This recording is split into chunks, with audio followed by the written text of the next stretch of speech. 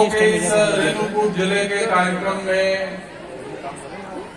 आज के इस कार्यक्रम की अध्यक्षता कर रहे हैं श्रीमान एच.एस. शर्मा जी।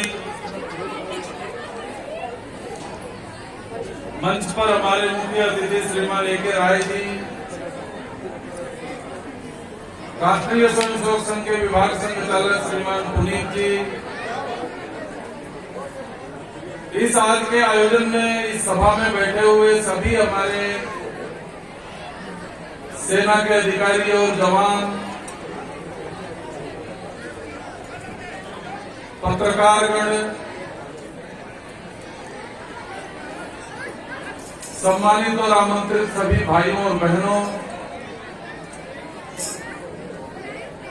ओबरा के आसपास के विद्यालयों से आए हुए छात्र,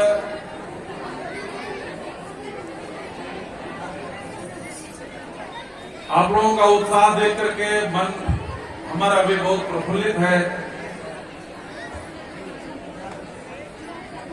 हम लोगों के इस बीच बीच में आने के कारण आप लोगों को व्यवधान हो रहा है, ये भी मुझे अनुमान है, क्योंकि जितना आनंद गीत और नृत्य में आता है उतना इस सब में नहीं आता है, पक्की बात है। लेकिन मैं थोड़ी देर के लिए केवल अमृत महोत्सव की कल्पना क्यों आई। अपना देश तो आजकल इतनी मस्ती में चला गया कि भगवान कृष्ण को भी नाचने और गाने वाला ही बना दिया। आजकल के ऐसे ऐसे फिल्मी गाने जो भगवान कृष्ण और राधा के साथ जोड़ करके और बजाए जा रहे हैं। मैं यहाँ बैठे हुए बुद्धिजीवियों से पूज्य संत चरण भी एक आधे यहाँ दिख रहे हैं। मैं ये विनम्रता पूर्वक एक चर्चा के लिए प्रश्न देना चाहता हूं कि कृष्ण ने केवल गोपियों के साथ रास नहीं रचाई थी। जिस आयु में कृष्ण ने कंस का वध किया था, अन्याय का वध किया था, अत्याचार का वध किया था, क्रूरता का वध किया था, उस समय उसकी आयु 20 साल की नहीं थी।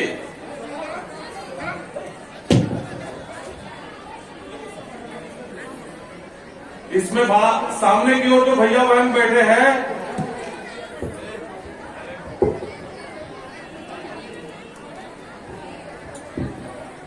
कृष्ण को बंसी के साथ, राधा और कृष्ण के साथ तो दिखाते हैं, लेकिन चक्र सुदर्शन कृष्ण ने जिस समय गोकुल छोड़ा उसके बाद कभी बंसी नहीं बजाई।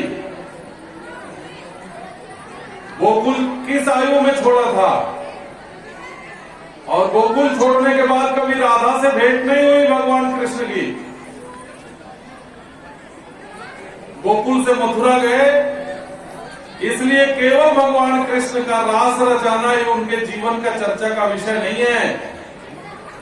कृष्ण ने माखन चोर का आरोप अपने ऊपर झेल लिया, ले लिया, लेकिन कृष्ण इतना बढ़िया मेच्योर, बचपन में ही इतना मेच्योर था कि अपने बालकपन में ही अपने सखाओं के साथ, अपने मित्रों के साथ एक कॉन्फिडेंशियल योजना बनाई थी, प्लान बनाया था कि गोकुल का दूध और घी खा करके कंस मजबूत होता है, बलवान बनता है और मानवता को, सज्जनता को बार बार पीड़ित और प्रताड़ित करता है। हम एक इस प्रकार की योजना बनाए कि गोकुल का दूध और घी मथुरा नहीं जाना चाहिए, कंस के घर।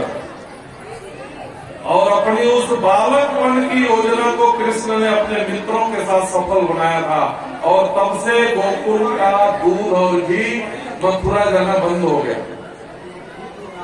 इसमें बैठे हुए जितने भी विद्यालय और विद्यालय में पढ़ने वाले विद्यार्थी, यहाँ पर छात्र छात्राएं उपस्थित हैं, मैं उनके अध्यापक वृंद से भी प्रार्थना करता हूँ कि श्री कृष्ण की बाल्यावस्था की मैच्योरिटी केवल रास रचाने में नहीं है, अपनी फ्रेंड सर्किल को ऑर्गेनाइज करके और दुष्टता को चुनौती देने के लिए विनम्रता पूर्वक योजना बनाकर सफलता करने में भी है।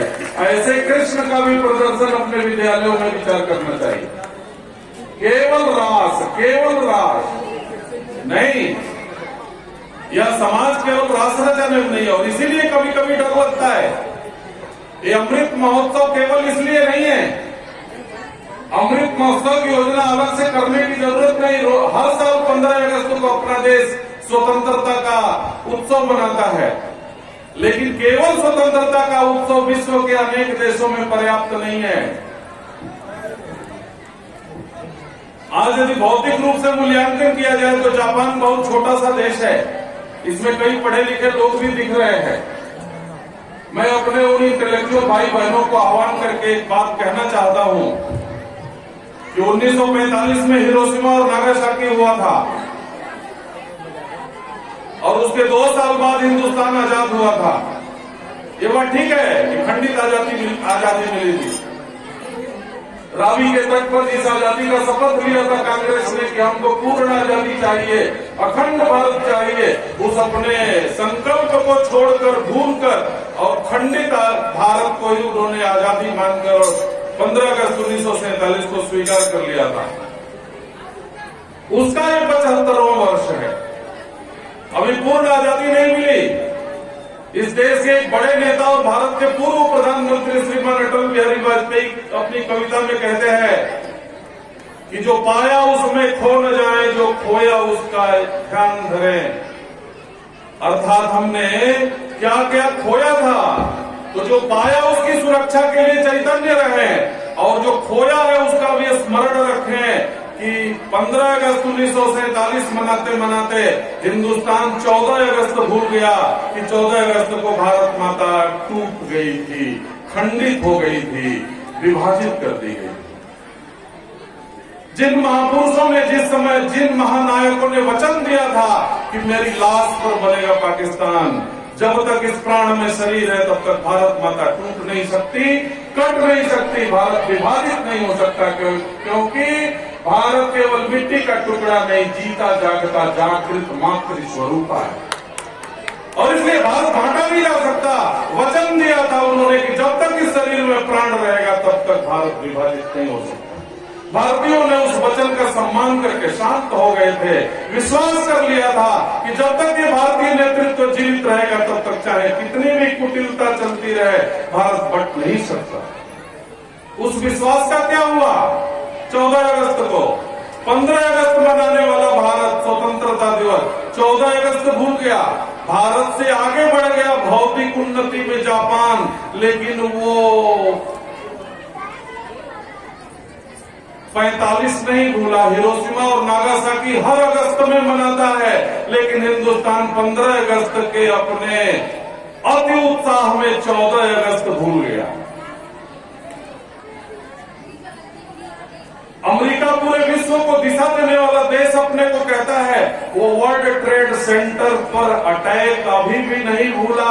हर उस तारीख को वो दिन अपने देशवासियों को याद दिलाने के लिए मनाता है। जापान की सरकार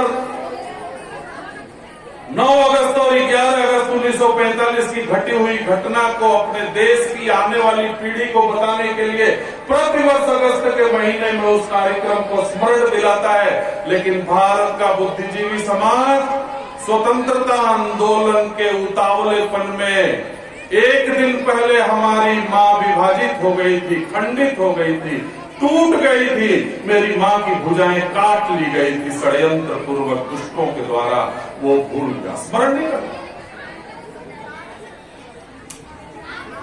ये अमृत महोत्सव अपने इन आने वाली पीढ़ियों को इन बातों को स्मरण दिलाने के लिए एक महाअभियान है, एक महाआयोजन है कि जो देश अपने इतिहास को भूल जाता है, जो अपने देश अपने पूर्वजों के कृत्यों कुकृत्यों को भूल जाता है, वह देश अपने जीने का अधिकार खो देता है।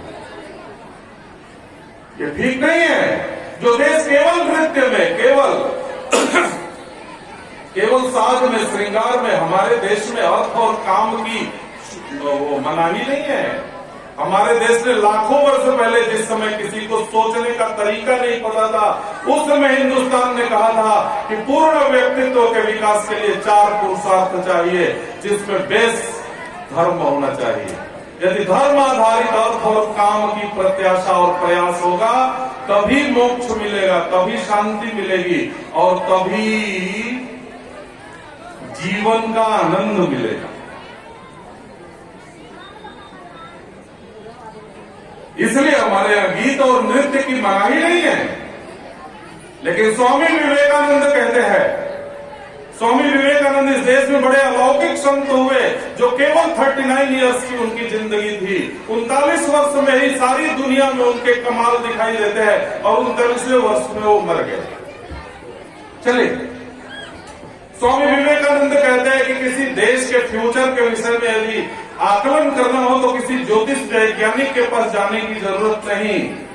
देश के नौजवान लड़के और लड़कियों के होठों पर किस तरह के गीत के बोल चल रहे हैं, उन गीतों को सुन करके देश के फ्यूचर का आकलन किया जा सकता है। किसी ज्योतिष वैज्ञानिक के पास जाने की जरूरत नहीं। हमारा देश किधर जाएगा? कहीं ऐसा तो नहीं कि केवल हम राग रंग की ओर ही बढ़ते चले जाए।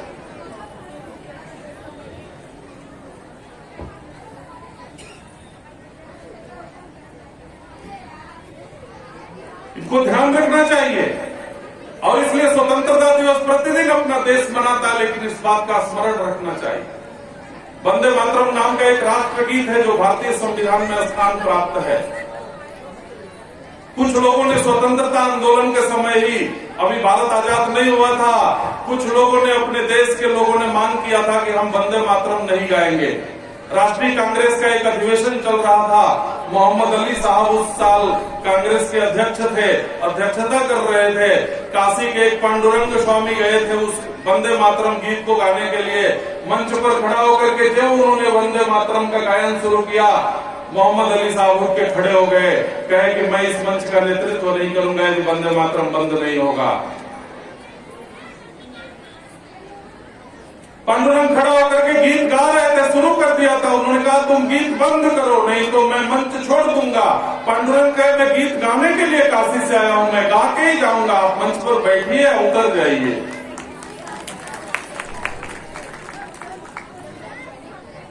मोहम्मद अली साहब मंच से उतर गए। उस मंच पर मुझे गांधी जी भी बैठे थे, उस समय के जो भी कांग्रेस के नेतृत्व थे सब बैठे थे, लेकिन मोहम्मद अली साहब को कन्विंस नहीं कर पाए कि जिस देश की आजादी के लिए हम इतना आंदोलन कर रहे हैं, उस देश की आजादी का ये मंत्र है वंदे मातरम।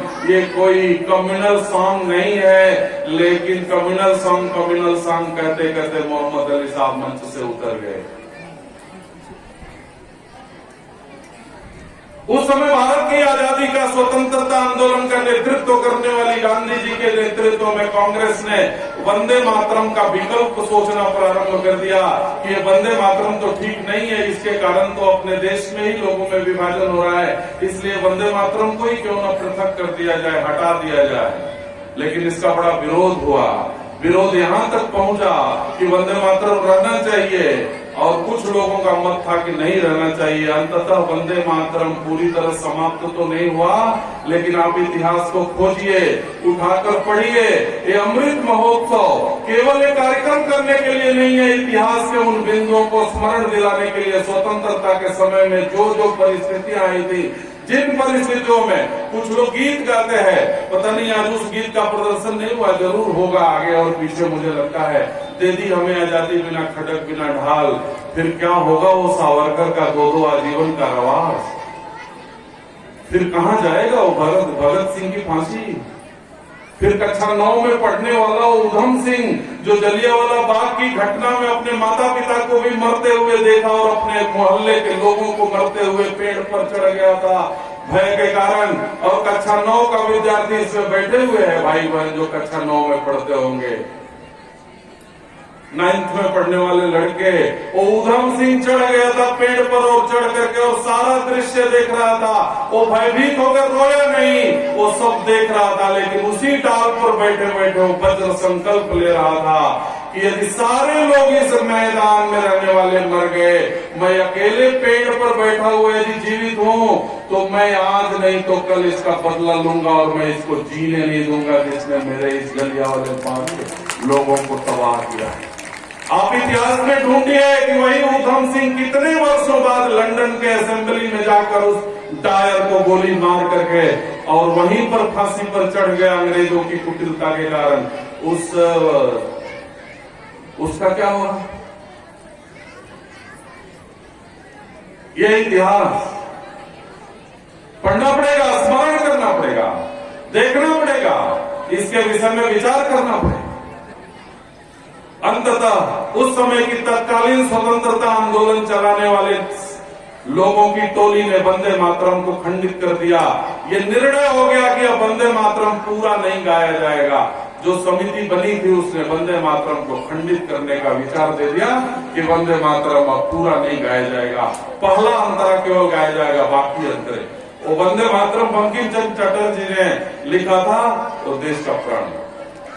सावरकर ने कहा था वंदे मातरम को मत बांटो, ये वंदे मातरम गीत की पंक्तियां नहीं, भारत के स्वतंत्रता का प्राण मंत्र है, इसको मत बांटो। लेकिन अपने देश के उस समय के नेताओं ने कहा था कि हम निर्जीव वंदे मातरम की कुछ पंक्तियों को इसलिए काट रहे हैं कि सजीव भारत न कटने पाए। सावरकर ने फिर से पुनरुत्तर दिया था उन लोगों को कि वंदे मातरम निर्जीव गीत की पंक्तियां नहीं है, वो वंदे मातरम का प्रत्येक अक्षर, प्रत्येक शब्द और प्रत्येक पंक्ति, एक एक पंक्ति में साक्षात भगवान का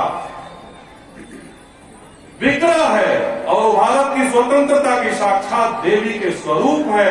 यदि वंदे मातरम को तोड़ने में तुमको दया नहीं आएगी तो मुझे तो डर लगता है कि भविष्य में तुमको भारत को भी तोड़ने में दया न आए, मुझे ऐसा भय लगने लगा है। ये उत्तर दिया था उस समय सावरकर ने। आप देखिए इतिहास कितना पुनरावृत्त करता है कि जिनके नेतृत्व में वंदे मातरम टूटा था, उन्हीं के नेतृत्व में सारे वचन और संकल्पों के बाद भी 14 अगस्त 1947 को भारत माता टूट गई, भारत खंडित हो गया, अखंड भारत खंड खंड होकर नष्ट हो गया। आज हम खंडित भारत के स्वतंत्रता का स्मरण करने के लिए, जब भारत स्वतंत्र हो गया 15 अगस्त 1947 के बाद इस देश के तत्कालीन प्रधानमंत्री पुडुचेरी में महर्षि अरविंद के पास जाकर के और प्रार्थना करते हैं कि मैं आपसे निवेदन करता हूं कि आप अपने पूजा के भगवान को बदल दीजिए। इसमें बैठे हुए लोग जानते होंगे कि पुडुचेरी में महर्षि अरविंद के आश्रम में पूजा का भगवान कौन है। महर्षि अरविंद समझ गए उनके बात को, कहा कि नहीं, यहाँ का पूजा का भगवान नहीं बदलेगा, भगवान का स्वरूप नहीं बदलता नेहरू जी, भगवान भगवान ही रहता है। वो आपकी मजबूरी है भगवान को तोड़ने की और भगवान को बदलने की, हम नहीं बदलेंगे, हमारा भगवान जो था वही रहेगा। आज भी पुडुचेरी में जो पूजा का विग्रह है उसे अखंड भारत कहते हैं। अखंड भारत की ही पूजा महर्षि अरविंदो आश्रम में होती है। वो अखंड भारत जो भारत से 14 अगस्त 47 से पहले था, वही आज भी उनके यहाँ पूजित है।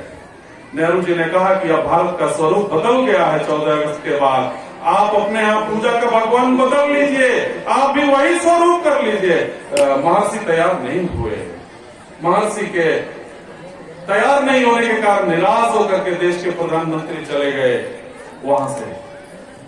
जब महर्षि स्वर्ग चले गए तो श्री मां के नेतृत्व में पुडुचेरी आश्रम आया। उनको कन्विंस करने के लिए उनकी बेटी उस समय की तत्कालीन प्रधानमंत्री थी, वो भी गई, कही कि अपने पूजा के भगवान को बदल दीजिए। श्री मां ने कहा नहीं, भगवान बदले नहीं जाते, भगवान का स्वरूप आदि अनंत एक ही होता है, इसलिए हम बदल नहीं सकते।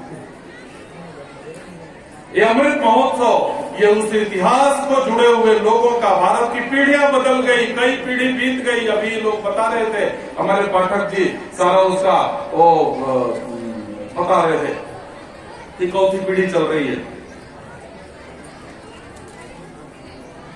लेकिन इस भारत की पीढ़ी यदि अपनी आइडेंटिटी में लिखती है कि मैं इंडियन हूं, अपनी राष्ट्रीयता में लिखता है कि मैं भारतीय हूं, तो केवल राष्ट्रीयता अधिकार के लिए नहीं होती, अपने कर्तव्य की पराकाष्ठा के लिए भी होती है कि राष्ट्र के लिए मेरा कर्तव्य क्या है। राष्ट्रीयता केवल आइडेंटिटी उसके लिए नहीं होती कि चाहे जो जिस प्रकार की सुविधाओं मुझे चाहिए, नहीं, जो इस देश समाज और संस्कृति के लिए जो जो उद्यम करना पड़ेगा मुझे करना चाहिए। वंदे मातरम टूट गया। वंदे मातरम तोड़ने के समय जिनके हाथ में भारत की स्वतंत्रता का नेतृत्व था, उन्हीं के हाथ में 14 अगस्त 1947 को भी भारत के स्वतंत्रता आंदोलन का राजनीतिक नेतृत्व था, जो कहते हैं कि बिना खटक बिना ढाल के आजादी मिल गई। ये आजादी बिना खटक और बिना ढाल के नहीं मिली। इस आजादी के लिए कितने बलिदान हुए थे।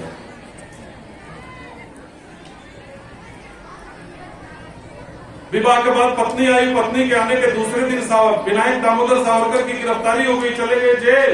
और जेल जाने के 19वें दिन बाद पता चला कि काला पानी जाना है।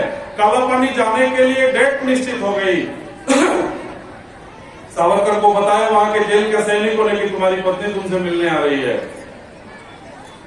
उनकी भाभी आई थी, उनके भाई आए, उनकी माँ आई थी। सावरकर को उतनी गिलानी नहीं हुई थी जिस समय उनको ये सूचना दी गई कि तेरी पत्नी आ रही है। अपनी सास के साथ नहीं आई, उनकी भाभी के साथ नहीं आई, अकेले आई थी पत्नी मिलने के लिए। सावरकर जैसा बलवान वीर, और कहते हैं कि इतना स्ट्रांग उनका सारा ये था। तो उसके बाद भी कहते हैं कि सावरकर पूरी तरह से तेज शून्य हो गए थे कि मैं कैसे उसका सामना करूंगा जिस समय वो प्रश्न करेगी कि क्या यही तुम्हारा पति धर्म है? तुम्हारे यहाँ की परंपरा यही है कि पति अपनी पत्नियों को आमंत्रित करके अपने ससुराल में बैठाकर और चल देते हैं स्वतंत्रता आंदोलन के लिए? यही तुम्हारा पौरुष है और यही तुम्हारी जिम्मेदारी है और यही तुम्हारी प्रासंगिकता है? ये 25 प्रकार के प्रश्न कहते हैं सावरकर जैसे वीर व्यक्ति मैं कैसे उस सुंदरी का, कैसे उस युवती का सामना करूंगा, इसके लिए वो तैयार नहीं हो रहे थे। जब आके खड़ी हो गई गेट पर तो सिपाही पकड़ करके उठा करके उनको लेके आ गई। चलिए, सारी वीरता उनकी पूरी तरह से नष्ट हो गई थी, शून्य हो गई थी। सावरकर जाके जब खड़े हुए पकड़ करके सिपाही ले जाकर उनको खड़ा कराए, जाली के उस पार उनकी पत्नी खड़ी है, जाली के इस पार कैदी के रूप में सावरकर खड़े हैं। सावरकर गर्दन झुका करके चुपचाप अपनी आंखें बंद करके खड़े हैं और वो तन करके एक छतरानी, एक भारत की एक वीरांगना की तरफ से खड़ी होकर उनसे नजर मिलाने की प्रत्याशा कर रही है कि मेरा पति अब अपनी गर्दन उठाएगा, मेरी ओर देखेगा, अब उठाएगा। सावरकर नीचे देख रहे हैं। अंततः वो स्त्री जाली के उस पार से बोलती है कि क्या हो गया आपको? आप वही हैं जो बड़े वीर कहे जाते थे, आप वही हैं जो बड़े इस देश के मूर्धन्य कहे जाते थे। आपका सारा तेज पूरी तरह से समाप्त हो गया है, आप बुझ गए हैं। जो सदैव जलता रहता था और सबको जलाने की प्रेरणा देता था, वो आज पूरी तरह से बुझ करके श्रीहीन हो चुका है। क्या हो गया आपका अस्तित्व? क्या हो गया आपका पौरुष? कहाँ चले गया? उठाइए अपनी गर्दन को, देखिए हमारी ओर। मैं उन वीर महिलाओं की तरह से आपके पास आंसू लेकर के और अपने पत्नी धर्म का अधिकार मांगने के लिए नहीं आई हूँ। मैं आपको ललकारने के लिए आई हूँ कि मैं इस भारत की स्त्री हूँ और मेरा पति, मैं इस भाग्यवान स्त्रियों में से एक हूँ जिसका पति मेरी जैसी सुंदरी और युवती को देखकर भी भारत और भारतीयता को विस्मृत नहीं किया। जिस माता के गर्भ से निकला हुआ अन्न और पानी खाकर वो बड़ा हुआ था, जवान हुआ था, मेरे जैसी सुंदरी को देखने के बाद भी अपनी माता को भुलाया नहीं। मैं ऐसे वीर्यवान और ऐसे शौर्यवान पति की पत्नी हूँ, इसका मुझे गर्व है। लेकिन आपका गौरव कहाँ चला गया महोदय? आप तो बड़े, वास्तव में बड़ी लंबी लंबी बातें मैं आपके विषय में सुनती थी और इसके लिए विवाह के लिए तैयार हो गई थी। सावरकर इसलिए आकर खड़े हुए थे कि वो मुझे भर्त्सना करेगी, मेरी शिकायत करेगी, मेरे विषय में मेरे लांछित करेगी। और जब उस पत्नी के उस आह्वान को सुनने के बाद धीरे धीरे अपनी गर्दन उठा दे। उनकी पत्नी आह्वान करती है कि महोदय आप निराश मत होइए, आपको 2 आजीवन कारावास झेलने की सजा मिली, आप जाइए जेलिए, मैं जानती हूँ आप वापस नहीं आएंगे। एक ही आजीवन कारावास में काला पानी से कोई वापस नहीं आता, 2 आजीवन कारावास झेल के कैसे वापस लौटोगे? मैं जानती हूँ कि आप नहीं आओगे, तुम्हारा 100 आएगा। हम उस 100 का सम्मान करेंगे और उसका फिर भी गौरव रहेगा मुझे अपने भारतीय होने पर और अपने आपकी पत्नी होने पर। अगले जन्म में फिर से हम आप ही की पत्नी होकर हम दोनों लोग मिलेंगे। आप निराश मत होइए, लेकिन आप हिम्मत से इस भारत की स्वतंत्रता का और इसके कानून के इस बात को स्वीकार करिए। सावरकर का नाम तो बहुत आता है क्रांतिकारियों में और भारत के स्वतंत्रता सेनानियों में, उनकी भार्या का तो नाम नहीं आता। अमृत महोत्सव कहता है कि हमारी उन बहनों का भी जो रानी लक्ष्मीबाई की तरह तलवार लेके नहीं लड़ पाई, लेकिन अपने क्रांतिकारी पति को सम्मानित करके, उसको दीप दिखाकर, उसकी आरती करके, उसको भेजने के लिए, प्रोत्साहित करने के लिए सदैव तत्पर रहे। उन हमारी वीरांगना बहनों का भी स्मरण आना चाहिए, उनका भी इतिहास लिखा जाना चाहिए। भगत सिंह फांसी के फंदे पर जा रहे थे, उनकी मां उनसे मिलने आ गई। मिलने के बाद जब समय पूरा हो गया, सिपाही कहते हैं चलिए चलिए, अब आप इधर चलिए। भगत सिंह को खींच करके अंदर ले जाने लगे, माता को खींच करके बाहर ले जाने लगे। जब भगत सिंह जाने लगे तो जाते जाते माँ से कहते हैं कि माँ, आपकी आंखों में आंसू झलक रहा है, आप रो रही हैं क्या? आप ही ने मुझे सिखाया था, आप ही ने मुझे पढ़ाया था, आप ही ने मुझे ये राष्ट्र धर्म भी सिखाया था कि मातृ धर्म पितृ धर्म के साथ साथ देश धर्म भी होता है, आप ही ने सिखाया था, आपकी आंखों में आंसू है। माँ ने पुलिस जो हाथ पकड़ा था, उस हाथ को छुड़ा करके माँ भी अपने बेटे की तरफ मुंह करके कहती है, नहीं बेटे, ये आंसू इसलिए नहीं है कि तू फांसी पर जा रहा है, मेरा बेटा चला जाएगा और मैं निर्वंशी हो जाऊंगी। ये आंसू इसलिए नहीं है, तुम डर मत। ये आंसू मैं अपने कोख के दुर्भाग्य पर ये आंसू बहने लगे। मैं भगवान को धिक्कार रही थी, अपने कोख के दुर्भाग्य को अपने धिक्कार रही थी कि हे भगवान, मुझे 2-4 और पुत्र दिए होते कि एक पुत्र जा रहा है तो अगला यदि देश के लिए जरूरत पड़ेगी तो दूसरे पुत्र को हम कहां से देंगे? 2-4 रहते, एक गया तो दूसरा जाता, दूसरा गया तो तीसरा जाता, एक ही थे, तुम जा रहे हो, अगला कौन जाएगा? इसलिए मैं अपनी कोख के दुर्भाग्य पर मेरे आंखों में आंसू आने लगे। भगत सिंह का नाम तो बहुत चलता है, उस माँ का क्या होगा जिस माँ ने प्रोत्साहित करके भगत सिंह को अपने आंसू की परिभाषा बताई थी कि ये पुत्र के मोह का आंसू नहीं है, अपने देश के प्रति समर्पण करने की प्रेरणा का आंसू है। उस माता का योगदान स्वतंत्रता आंदोलन में लिखा जाना चाहिए। ये अमृत महोत्सव इस बात के लिए बार बार आग्रह करता है और इसलिए इसको सोचना, इसको देखना और इस अमृत महोत्सव के माध्यम से बार बार स्कूल में, कॉलेज में, गीत में, नृत्य में, चाल में, चलन में, बोली में, सब में भारत आना चाहिए। स्वामी विवेकानंद कहते हैं कि किसी देश के भविष्य का यदि पता लगाना हो तो किसी भविष्य वैज्ञानिक के पास जाकर के जाने की जरूरत नहीं, देश के नौजवान लड़के और लड़कियों के होठों पर किस तरह के गीत के बोल चल रहे हैं, उससे आकलन किया जा सकता है कि देश किधर जाएगा। अभी सीआईएसएफ के जवान गीत गा रहे थे तो मन एकदम प्रफुल्लित हो गया, रोम रोम स्पंदित हो गए, खड़े हो गए, गदगद हो गए। अभी कुछ चल रहा था, उसमें कई बच्चे भी कुछ अपने अभिनय कर रहे थे। ये चलना चाहिए। यदि मेरी वाणी में, मेरे गीत में, मेरे आंसू में बार बार मेरी माँ आती है, मेरे पिता आते हैं, मेरे भाई आते हैं, तो बार बार भारत भी आना चाहिए कि माँ भी मेरी है, पत्नी भी मेरी है, पिताजी भी मेरे हैं, भाई भी मेरा है, ये भारत भी मेरा है। ये केवल सेना और सरकार की जिम्मेदारी नहीं, प्रत्येक भारतीय की जिम्मेदारी है। जो क्रांतिकारी फांसी के फंदे पर झूल गए, जो अंग्रेजों की गोलियों से मर गए, वो जाते जाते हम भारतीयों को ये बोल करके गए कि अब हम तो अपने भारत माता के लिए चल रहे हैं। यदि भारत माता स्वतंत्र हो जाए तो तुम अपने सुख समृद्धि को बढ़ाना, लेकिन अपने भारत को भी बचाना और बढ़ाते रहना। अपनी सुख और समृद्धि में इतना खो मत जाना कि फिर से कोई ईस्ट इंडिया कंपनी का बहानेबाज क्लाइव आकर के और फिर से हम जैसे मस्त और अस्त व्यस्त हिंदुस्तानियों में आकर के और धंधा करके और इस देश को ही कब्जे में ले ले। इसका ध्यान रखना। प्रत्येक भारतवासियों को सचेत करके गए थे वो क्रांतिकारी जो फांसी पर चढ़े थे, उसका भी स्मरणीय अमृत महोत्सव गांव गांव में, जगह जगह में, तिरंगा यात्राओं में, वंदे मातरम के गायन में स्मरण दिलाने के लिए इसका आयोजन है। आप सभी से ये प्रार्थना करते हुए मैं अपनी बात को विराम देना चाहता हूं कि ये भारत मेरा है। इस भारत के प्रति प्रतिदिन मैं नहाता हूं तो अपने लिए, खाता हूं तो अपने लिए, सोता हूं तो अपने लिए, कमाता हूं तो अपने लिए, भगवान के मंदिरों में जाकर पूजा करता हूं तो भी अपने लिए।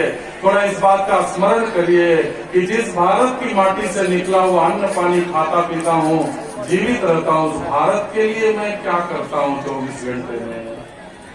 और इसलिए सभी से मेरी प्रार्थना है, ये अमृत महोत्सव इस बात का आह्वान करता है कि मैं प्रतिदिन अपने 24 घंटे का टाइम टेबल यदि मैंने बनाया है तो उसी टाइम टेबल में कुछ ऐसा टाइम चाहिए जिसमें केवल भारत माता, केवल भारत माता।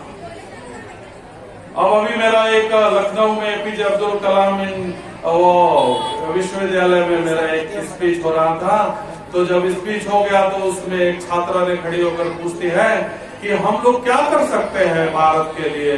24 आवर्स आप कहते हैं थोड़ा देना चाहिए, तो क्या कर सकते हैं, कुछ बताइए। क्योंकि हमको सीमा, आप कह रहे हो कि सीमा पर जाना नहीं, आप कह रहे हो कि फांसी पर चढ़ना नहीं, तो क्या कर सकते हैं। हम क्या चलते चलते ऐसा करते हैं कि रास्ते में चलेंगे तो कहीं भी अनावश्यक सड़क पर थूकेंगे नहीं।